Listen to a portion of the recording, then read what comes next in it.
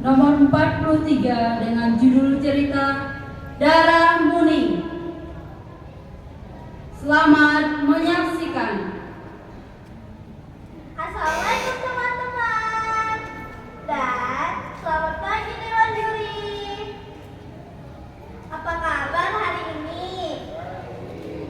Pastinya sehat kan? Perkenalkan, nama saya Reisa Hardianti. Saya bersekolah di SDN 20 Mambok Sintang. Kali ini saya akan membawakan sebuah cerita legenda. Cerita ini berasal dari Provinsi Kalimantan Barat, tepatnya di Kota Sintang, Kecamatan Nanas Rawai, yang berjudul Darah Kuning. Selamat menyaksikan. Pada masa silam, jauh di pedalaman Kalimantan Barat, di perhuluan Sungai Kawi, pernah hidup seorang wanita yang sangat terkenal kecantikannya. Kulitnya kuning tembaga, hidungnya mancung sempurna, mata berbinar bagaikan geriga, rambut hitam panjang bergelombang, bila terurai mencapai kulit. Wanita itu bernama Darah Kuning. Ia mendiami sebuah rumah adat yang besar di Nanas Rawai, dari mana Sungai Rawai bermuara ke Sungai Melawi. Di rumah itu Darah Kuning tinggal dengan sejumlah darah dan dayang yang menjadi teman dan pembantunya. Ibarat seorang ratu, ia adalah junjungan dan panutan segala sepuh Melawi itu. Semenjak suaminya meninggal dalam usia muda, suaminya meninggal tatkala Darah Kuning baru mengandung anak pertama. Semenjak itu ia mulai mengosongkan rumah itu dari seorang laki-laki dan menggantikannya dengan darah dan dayang. Suamiku, mengapa engkau terlalu cepat pergi meninggalkanku, sedangkan aku di sini sudah mengandung anakku? Perutku begitu sakit, mulas, sepertinya sebentar lagi aku akan melahirkan. 5 tahun telah berlalu. Nah, tak terasa kini engkau sudah berusia 5 tahun. Engkau tumbuh menjadi anak yang sehat, lincah, cerdas, dan pemberani. Kau harus seperti ayahku, nak. Kau harus mendengarkan apa kata Darah dan dayang. Ibu dan para dayang sangat menyayangimu. Baik, Ibu. Di sela-sela kesibukan menerima uang temenggung lurah kota dan penduduk lainnya, tak jarang Darah Kuning mengikuti pekerjaan rumah tangga. Tak jarang ia mengikuti memasak, menganyam, dan bertenun. Kecuali itu tak lupa, ia merawat diri sehingga kecantikannya pun terpelihara. Pada suatu hari, tampak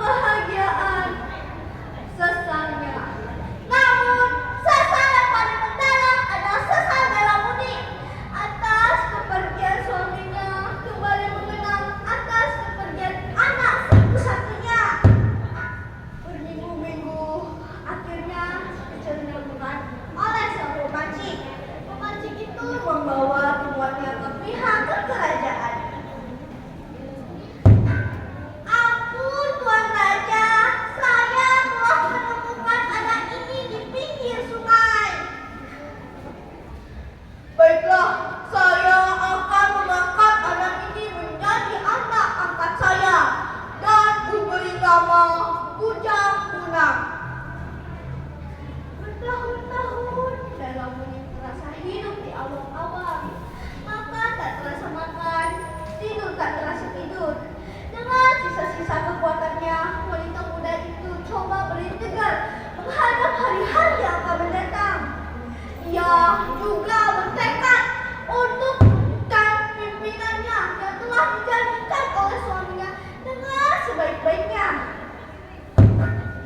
Pada suatu hari, tampak sebuah bidar yang besar dan bagus datang ke Naga Serawai. Tampak di dalam bidar itu ada 21 orang pemuda. Satu pemuda gagah yang menjadi pimpinan di rombongan itu menghadap Dalamuni. Setelah mendapat petunjuk dari rakyat setempat, di hadapan Dalamuni, pemuda itu berkata, "Nama saya Kujang Punang. Kami datang dari Hilir Kapuas." "Dengan maksud apakah kiranya di sana datang jauh-jauh kemari?"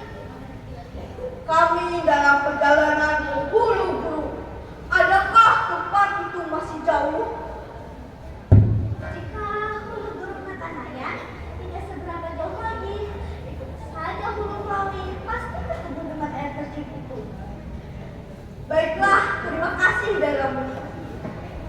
Setelah mengucapkan terima kasih, mereka kembali ke dalam bidar mereka. Dan Dalamuni mengantar kepergian mereka dengan sudut pandangannya. Dalam hati ia berdoa, semoga pemuda-pemuda itu selamat. Karena raut wajah, cara berbicara, maupun langkah kakinya mengingatkan dia kepada suaminya yang telah tiada. Kujang Punang telah mengingatkannya kepada masa-masa silam. Apa yang dirasakan Dalamuni tak jauh berbeda apa yang dirasakan oleh Kujang Punang. Wanita cantik itu langsung musik pikirannya dan murka di kalbunya. Setahun kemudian, mereka datang lagi ke Naga Serawai. Setelah keinginan di Lokanaya tercapai, mereka bermohon kepada Dalamuni untuk menginap beberapa malam di Naga Serawai. "Dalamuni, bolehkah kami beristirahat beberapa malam di Naga Serawai?"